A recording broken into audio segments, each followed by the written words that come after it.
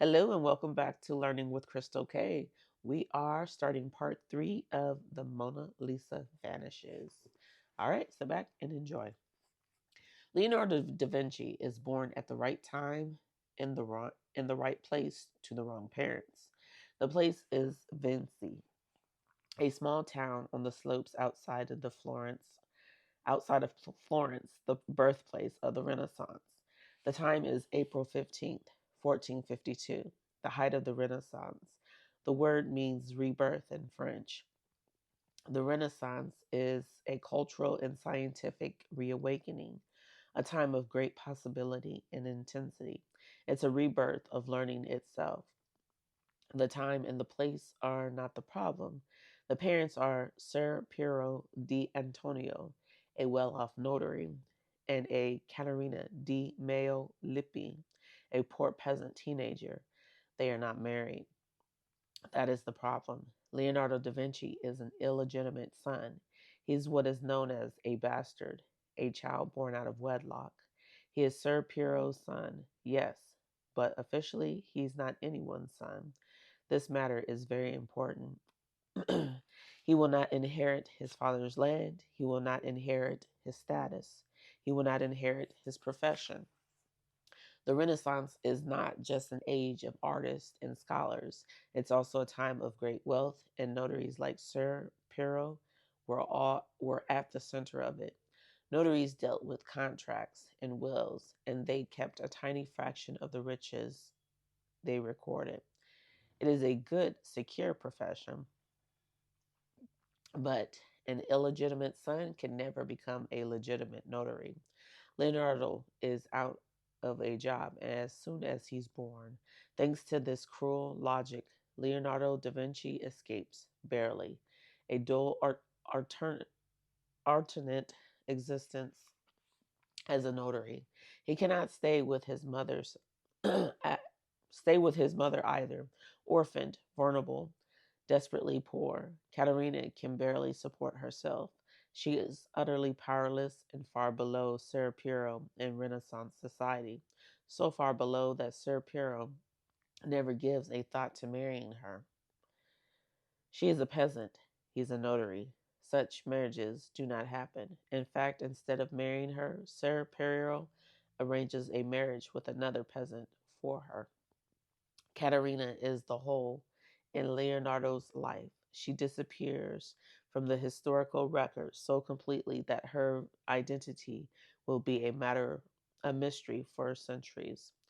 Leonardo's mother and Lisa Gardini, the future Mona Lisa, are at the center of this story, yet we know very little about either. This isn't an accident. In the very male Italian Renaissance, the life of any woman is described in the barest terms: the date of her birth and her marriage, the date she gave birth to children, and then finally the date of her death.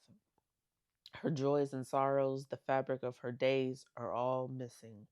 It is a tragic absence. Renaissance in Italy does not shun illegitimate children. As a young boy, Leonardo is welcomed into Ser Piero's household and raised among his many legitimate siblings by his grandparents. But he never fully belongs. He is always on the outside. This is a peculiar advantage. As an outsider, he learns to see the world more clearly because he can't afford the luxuries of assumptions or illusions. He has to see the world as it is. He will have to make his own way through it. Now barely a teenager, Leonardo has grown up among olive groves and vineyards. He's a country boy, but he has to leave home to seek his fortune. There's nothing for him in Vinci. He cannot be a notary, but he already shows a talent for drawing. And Andrea del Verso, a Florentine painter and sculptor, has agreed to take him on as an apprentice. Leonardo will work for Verrocchio, collaborating on the paintings and sculptures that come out of his studio, and in return, he will be taught the foundations of the craft. It is a common arrangement. What happens later is less common. Leonardo arrives in Florence to find a city turned inside out. No one knows quite what this strange era is. They do not call it a Renaissance yet. No one at the time knows that there is a rebirth of anything or what's being reborn. The old ways are gone, but the new ways, the rules that this society will obey, have yet to arrive. In the meantime, anything is possible, or at least anything might be possible. The sum of worldly knowledge is expanding daily. Fortunes are rising to dizzying heights. But all of this is fragile. An invading army might show up at the city walls and without notice. And invading armies, although interested in fortunes, care little for worldly knowledge. Florence is the ideal place for a young man in a hurry. But Leonardo da Vinci is an unusual young man. He's not in a hurry to acquire a fortune. He's not in a hurry to acquire power. He's in a hurry to acquire knowledge. He wants to know everything that might be possible and more than a few things that might not be. First, however, he has to learn how to paint. This turns out not to be a problem. By imitating their Verrocchio, by immersing himself in the busy life of the workshop, Leonardo learns how to paint and then reinvents how to paint. He creates a technique called sfumato, which comes from the Italian word fumo and smoke. It's a way of painting that hides the act of painting. The people and the things in Leonardo's paintings have no edges because Leonardo doesn't outline anything. Edges make paintings look painted. Leonardo recognizes this.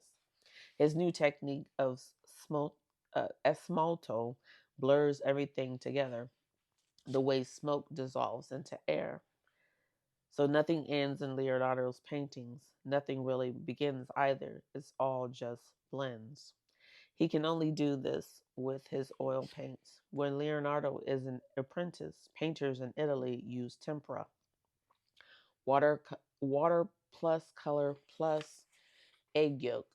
A working art studio keeps chickens, but oil paints have just appeared on the horizon, and Leonardo immediately sees their potential.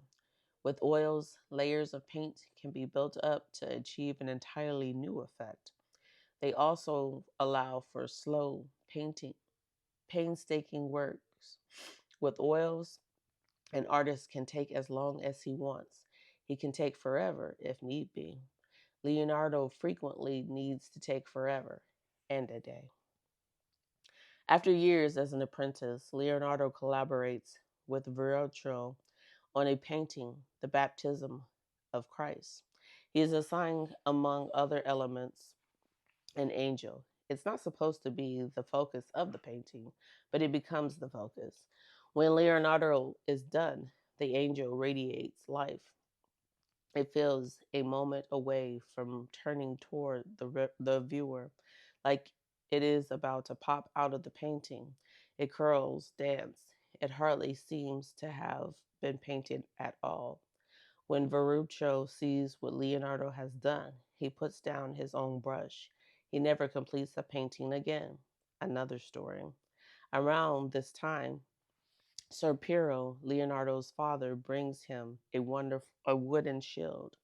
It's a commission. Someone, and Vinci, wants the shield painted. Sir Piero has found paying work for his son.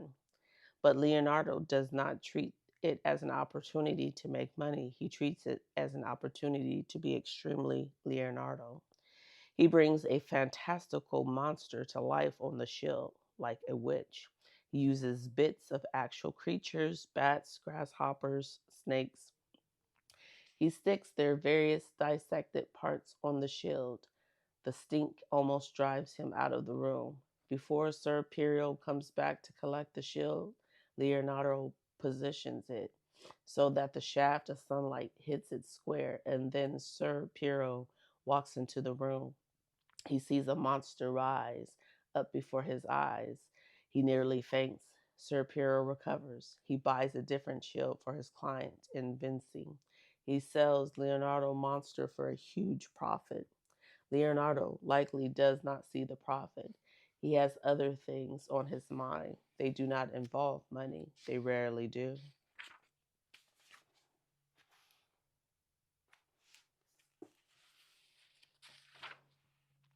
Get the measurement of the sun. Observe the goose's foot. Observe the curling motion of the water. How like it is to hair. Get the master of arithmetic to show you how to square a triangle. Describe what sneezing is, what yawning is.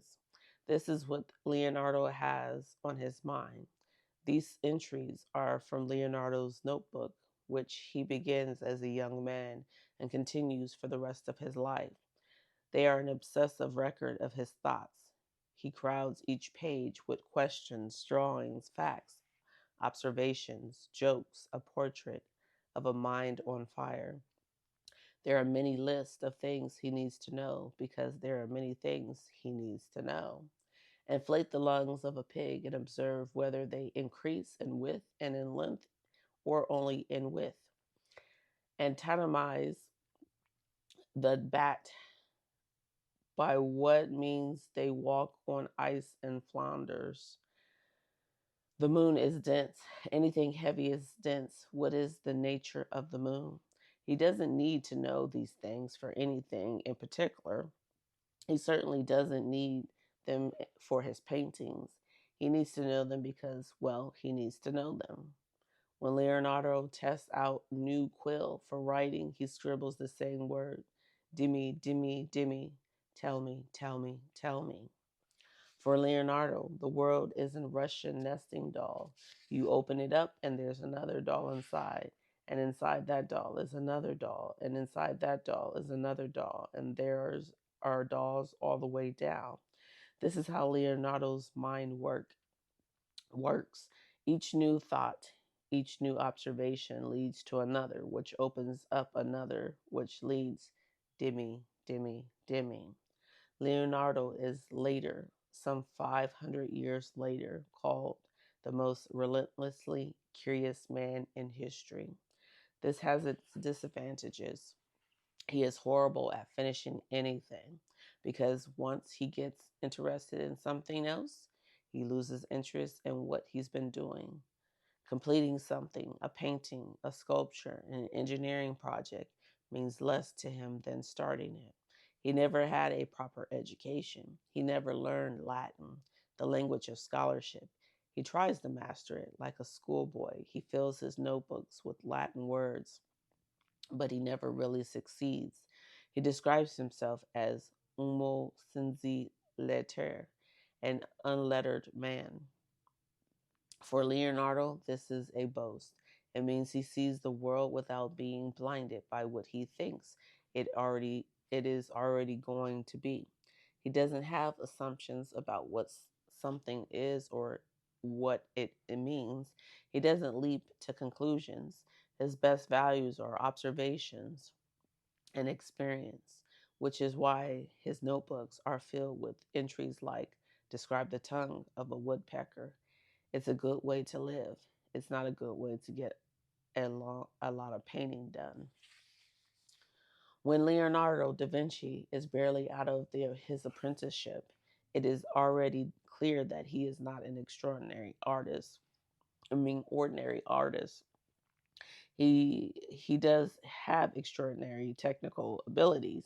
Remember that hair on the angel in the baptism of Christ, the painting that caused Verrocchio to abandon painting. Leonardo can paint like an angel. He can open his own studio and make a comfortable living.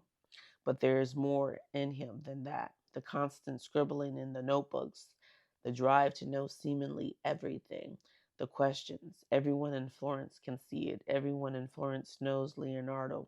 He cuts a figure. He wears rose pink robes that billow behind him. His coats are lined with fur. He sweeps through the streets with an entourage of admirers. He's Also, he's beautiful. Everyone agrees about this. Not handsome, beautiful. His hair falls in long golden locks, like Rapunzel's, cascading down to the middle of his chest. He is tall and taut with muscle. His early biographers describe him as so strong he can bend the iron ring of a horseshoe. He looks like the Veteran man whom he would later draw, the perfectly proportional human whose outstretched limbs also touch the side of a circle. But he's more than physically striking. He is graceful and generous, effortlessly charming, an aid to any party. He has he has few possessions but collects friends wherever he goes. The anecdote goes on and on. But is this true, or is it too good to be true? Descriptions of Leonardo read like descriptions of a mythical creature. Each account amplifies the legend. The creature gets more impressive, more fantastic, and harder to believe. But Leonardo's biographers, including those who knew him, all hit the same notes. Their accounts converge. He isn't too good to be true. He is just good enough to be true. He's incredible, but real, a narwhal, not a unicorn. Besides, it isn't that Leonardo is flawless. He has plenty of flaws. His rivals, he will have many, will say he is nothing but flaws. They will say he's a pretty boy who can't deliver the goods. Decades later, the great Michelangelo runs into Leonardo in Florence and basically says exactly that. Michelangelo's a jerk. History's consensus that Michelangelo was a jerk, but he's not entirely wrong. Sometimes Leonardo can't deliver the goods. It starts with his very first commission. Soon after leaving his apprenticeship, Leonardo receives an invitation to paint an altarpiece in the chapel of the Palazzo Vecchio, Florence's town hall. It's a good commission, an honor. It pays well. There's an eerie coincidence at work here. At the same time Leonardo receives this commission, a baby girl is born a short walk away. She is baptized Lisa Gardini. She will become the Mona Lisa. She will change Leonardo's life. Leonardo could have passed her, swaddled in white linen, on the street, if this were the sort of story that believed in eerie coincidence. We might say that the birth of Lisa Gherardini distracts Leonardo from his altarpiece, that it sends some sort of shudder through the air, that his future flashes before him. But this story doesn't need eerie coincidences. Leonardo is more than capable of distracting himself. He starts this altarpiece and then he gets distracted. The priests of the chapel of the Palazzo Vecchio never get their painting. It's extremely Leonardo to abandon the first commission he ever receives. Lisa Gardini will never get her portrait either.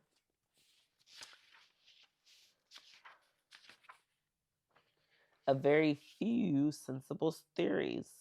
In the days after the theft, everyone in Paris knew who had stolen the Mona Lisa, or at least everyone was pretty sure who had stolen the Mona Lisa, or at least everyone was pretty sure they probably knew who had stolen the Mona Lisa, or at least everyone. Paris was a city of wild, untethered rumors. Feelings here about the affair is intense. The New York Times reported an extraordinary number of absurd theories are advanced. Everyone in Paris could tell you it was obvious what had happened. It was just that everyone told you something different was obvious. It was blackmail, obviously. It was sabotage, obviously. It was the work of madman, obviously. It was the work of an extremely wealthy man, obviously. It was the work of the German government because Germany and France were close to war over the French colony of Morocco. It was the work of the French government itself to distract the public from the fact that Germany and France were close to war. It was the work of the Louvre itself. It was the work of the Louvre employee who'd hidden the painting in the museum. It was the work of a German man who's been seen in front of the Louvre on Monday eating peanuts. Suspicious. It was the work of a couple young German artists who had been recently seen in the Louvre. Dubiously suspicious. It was carried out by a man described as greatly agitated, who boarded a train with something under a horse blanket. It was carried out by a man described in a hurry, who had asked in an antique shop if they were interested in a portrait of an old woman. It was carried out by no one. The whole thing was a massive hoax. Newspapers asked fortune tellers or clairvoyants where the painting was. The involvement of fortune tellers was not a promising sign for the investigation. They, defi- they definitively established that the painting was in New York or London or in the south of France, hanging in the home of the owner of a soda factory. One clairvoyant said the painting had been stolen by a birdsman, a person with a neck like an ostrich and hair like feathers. Still another clairvoyant asked his dog, Pilou, about the Mona Lisa. According to Pilou, the painting was still in Paris.